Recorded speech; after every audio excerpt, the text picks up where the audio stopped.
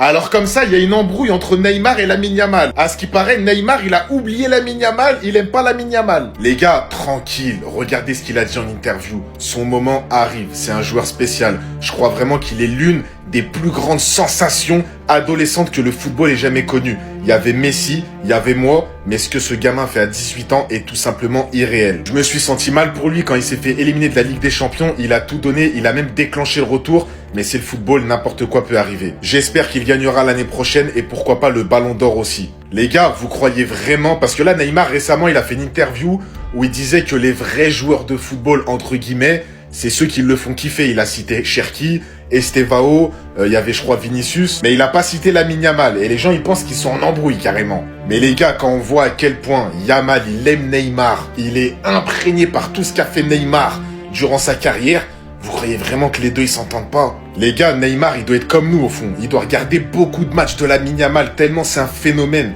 tellement c'est un extraterrestre, tellement il est au-dessus du lot des joueurs de son âge. Tu vois les déclarations de Neymar envers Lamine Yamal, moi je fais un constat. C'est drôle de voir à quel point des légendes du football parlent de lui. Messi, Ronaldo, Zidane, Ronaldinho, Neymar, des grands entraîneurs, bref, et de voir que c'est des joueurs et des journalistes de merde qui le critiquent. Neymar sur Lamine. Son moment arrive, c'est un joueur spécial. Je crois vraiment qu'on est sur l'une des plus grandes sensations adolescentes que le football ait jamais connues. Il y avait Messi, il y avait moi. Mais ce que ce gamin fait à 18 ans est tout simplement irréel. Je me suis senti mal pour lui quand il s'est fait éliminer de la Ligue des Champions. Il a tout donné, il a même déclenché le retour avec le but très tôt dans le match. C'est le football, n'importe quoi peut arriver. J'espère qu'il gagnera l'année prochaine. On est le 98e club avec 28 millions dépensés cet été. J'espère qu'on est bientôt au bout du tunnel parce que c'est fatigant. Les gars, je suis un Barcelonais, je suis un fan du FC Barcelone, je suis un Blaugrana. Mais par contre, je sais être objectif. Débat du soir, qui est le plus clutch dans les grands soirs de Ligue des Champions? Je suis désolé, mais là, s'il y en a un seul qui répond autre chose que Vinicius, il regarde pas le football, je suis désolé. On a Vinicius, Lamine Yamal, Ousmane Dembélé, Mohamed Salah. On va commencer avec Salah. Salah, c'est pas dégueulasse en Ligue des Champions, mais ça a jamais été vraiment incroyable, hormis la saison 2017-2018 où vraiment il est excellent. Mais voilà, sans plus. Yamal, il vient de commencer, donc en vrai on peut pas trop le juger. Il a 18 ans, mais il a déjà beaucoup de matchs en Ligue des Champions où il a fait du sale. Ousmane Dembélé, Dortmund, Barça, c'était pas ouf. Au PSG, c'est autre chose, mais il a fait qu'une saison, les gars. Qu'une saison. Là, il est en train de reconfirmer, à voir en fin de saison. Mais par contre, les gars, Vinicius en Ligue des Champions, quand tu vois qu'il est déjà dans les meilleurs passeurs décisifs de l'histoire, il a marqué des buts importants dans des finales différentes. Il a déjà 2 Ligues des Champions. Il a beaucoup de buts en phase finale. Les gars, Vinicius en Ligue des Champions, 2021-2022, 2022-2023, 2023-2024. Les gars, c'était incroyable. Premier match, premier but, premier titre. C'est comme ça que vous aviez imaginé la soirée? Ouais, je l'ai imaginé de bien des façons, mais bien sûr, commencer par un titre. Déjà, juste jouer pour ce club, tout le monde sait. La manière dont son sourire évoluait à chacune des prises de parole du journaliste, qui lui citait le déroulement de la soirée. Tout était tellement parfait. Il vient d'arriver, il est buteur lors de la finale de Supercoupe, l'obtention du premier trophée de la part du Real Madrid. D'ailleurs, le seul, je crois si je ne me trompe pas, que le Real Madrid a pris depuis l'arrivée de Mbappé, ou peut-être 1 sur 2, peut-être qu'il y en a eu un deuxième. Parce qu'il y en a beaucoup qui disent que le Real Madrid ne s'attendait pas à enchaîner autant de trophées blancs. Mais est-ce que vous pensez que lui, à ce moment précis là, s'attendait les gars à enchaîner autant d'échecs avec le Real Madrid? Lui qui a vu le Real Madrid enchaîner 2 Ligues des Champions, du moment où il est encore au PSG, il arrive, Rodrigo n'est pas là, Vinicius n'est plus aussi destructeur, Bellingham aussi très absent, on ne sait plus où il joue vraiment, un milieu de terrain qui prend aucune initiative, une défense éclatée, un Real Madrid qui change 3 fois d'entraîneur en 2 saisons, wesh, lui-même n'a jamais vu ça en fait. Et pourtant c'était tellement bien parti les gars, mais cette soirée-là, mais je croyais que c'était fini pour l'Europe. Les amis, ce soir c'est finale de Coupe du Roi et je peux pas m'empêcher de repenser à ça. Je peux pas m'empêcher de repenser au but qu'ils ont refusé à Koubarsi pour hors-jeu après 8 minutes de réflexion pour nous expliquer que le semi-automatique il marchait pas parce qu'il y avait trop de joueurs dans la surface. J'ai jamais entendu ça de ma vie, encore jusqu'à l'heure d'aujourd'hui. C'est la seule fois où j'ai entendu cette excuse. Et je peux pas m'empêcher de repenser à ça. Pourquoi? Parce qu'au final, on a perdu 4-0, ça nous aurait fait revenir à 4-1. Et on sait tout ce qui s'est passé au match retour, victoire 3-0. Maintenant, imaginez, on serait allé en prolongation avec le Camp Nou en feu qu'on avait ce soir-là. Avec le Lamine Yamal en feu qu'on avait eu ce soir-là. où même les plus grands défenseurs d'Olysée avaient dit que Lamine Yamal était le meilleur joueur du monde à la fin de ce match, tellement il a choqué, notamment passeur décisif sur le premier but en envoyant totalement Lookman, c'était n'importe quoi. Et bah dites-vous que ce soir ça aurait pu, et je vais même aller plus loin, ça aurait dû être nous, en finale de Coupe du Roi, avec encore un espoir de faire un back-to-back pour un triplé national. Parce que ce but de Koubarsi, moi je ne comprends toujours pas, c'est toujours une dinguerie.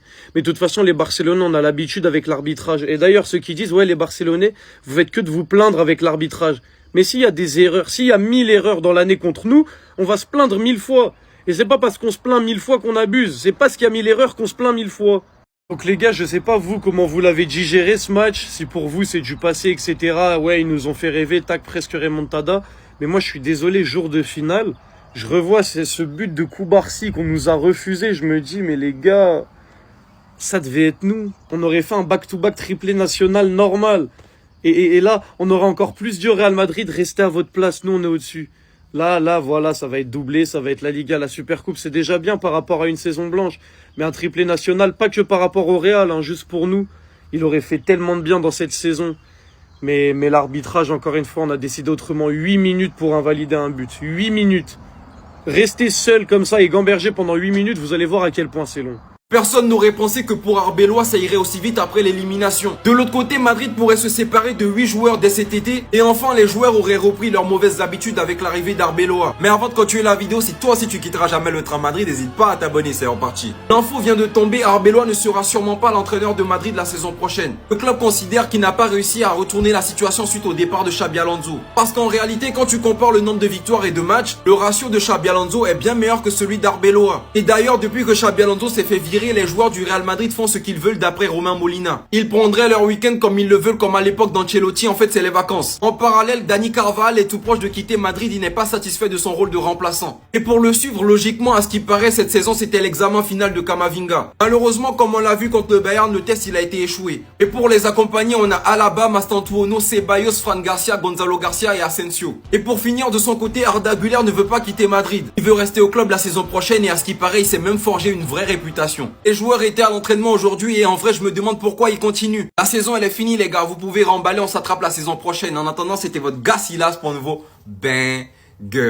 Les gars, est-ce que vous êtes d'accord avec Omar Da Fonseca ou pas? Il a fait une déclaration concernant le top 10 des coachs all-time. Et pour lui, c'est pour lui. José Mourinho n'est pas top 10. Sur les 30 dernières années du football, il a dit qu'il n'est pas top 10. Pour lui, il y a Ancelotti devant, Zidane devant, Pep Guardiola devant, Ferguson devant, Luis Enrique, Cruyff, Klopp et Wenger. J'avoue que la liste elle est belle, elle est incroyable.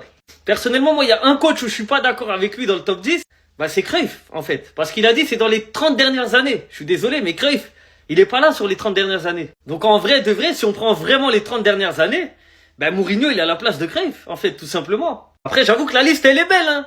Ancelotti il a tout gagné, Zidane il a pris 3 Ligues des Champions d'affilée, Pep Guardiola il a tout gagné. Ferguson, il a tout gagné avec United. Luis Enrique, il est en train de montrer là que, frère, il va monter très haut dans le classement. Jürgen Klopp, il a tout gagné avec Liverpool. Et c'est lui qui a fabriqué ce Liverpool-là. Et Arsène Wenger, il a pas tout gagné. Mais il a laissé une trace dans le football. On va pas se mentir, c'est quelqu'un. C'est un mec, il était visionnaire. Franchement, il est visionnaire. Mais au final, si on prend tous les coachs là, le seul qui a pas gagné de Ligue des Champions, c'est Wenger. Hein. J'enlève Cruyff. Je parle vraiment des 30 dernières années. Donc on enlève Cruyff et on met Mourinho à la place. Si on met Mourinho à la place de Cruyff, ils ont tous des Ligues des Champions, sauf Arsène Wenger. Donc les gars, est-ce que vous êtes d'accord avec Omar Da Fonseca ou pas? Et est-ce que pour vous, Mourinho, il est top 10? Est-ce que même il est top 5 ou top 3? Mettez-moi en commentaire votre top 3. Le top 3 des meilleurs coachs des 30 dernières années. Pour la portale les plus virulents qui ont été offensants envers ma famille, j'espère que vous me mouillez bien la nuit. Parce que là, en fait, on parle pas en tant que remplaçant. Qu'hier, ma vidéo, je parlais en tant que remplaçant, ces options-là. Il s'avère qu'en fait, la presse, donc une partie de la presse, parle d'options low cost. De base, on parlait de Bastoni, d'Alvarez. S'il y a un accord entre le club et Bastoni, mais il n'y a pas d'accord entre les deux clubs, on n'est pas en NBA. Soit les élections ont peut-être fait oublier quelque chose, c'est qu'il n'y a pas de tal dans ce club. Et que Laporta essaie de nous faire croire l'inverse. Parce que quand je dis que Laporta a structuré, enfin j'avais un mot, a redressé le club, ça c'est vrai. Dire sauver, c'est faux. C'est faux. Sur 100 clubs, t'es 98e l'été dernier en termes de mercato. C'est une dinguerie. Vous demandez qu'est-ce que promet Laporta en termes de continuité, parce que certains vont prôner la continuité de Laporta par rapport à ce qu'il a fait avant, par rapport aux élections là qui sont déroulées. Il n'a même pas mis en avant une certaine continuité. Il a parlé du stade qui va arriver en retard et il a loué Déco. Sinon, il n'y a rien eu. Le club sauvé ne dépend pas de 100 millions de places VIP. Je suis désolé de le rappeler. Ne dépendent pas de libéraux qui nous a pas payé depuis 2024. 50 millions. Vous comprendrez qu'en fait, au final, c'est pas Tebas, le 100% responsable, le plus grand méchant de l'histoire, parce qu'ils s'entendent bien. Pardon, un peu dans cette histoire, même si Flick a ses responsabilités aussi tactiquement en défaut. C'est Flick. Vous croyez qu'il va prolonger jusqu'en 2028 avec ça, là? 27 millions dépensés l'été dernier et sans garantie l'année prochaine, là, cet été? Je peux bien comprendre que c'était pas terrible, mais lui proposer des choses, sortait des chiffres, promettait ceci, cela, Laporta, rien. Rien. Tu vois, par exemple, qu'à la Sociedad, on a ça. Et certains veulent bouder parce qu'on fait ramener Sorlotte ou je sais pas qui sur le banc. Regardez contre la Sociedad, rappelez-vous de ce match. On perd 2-1 là-bas. MDR, vous. Alors, en neuf, vous en avez pas marre, genre.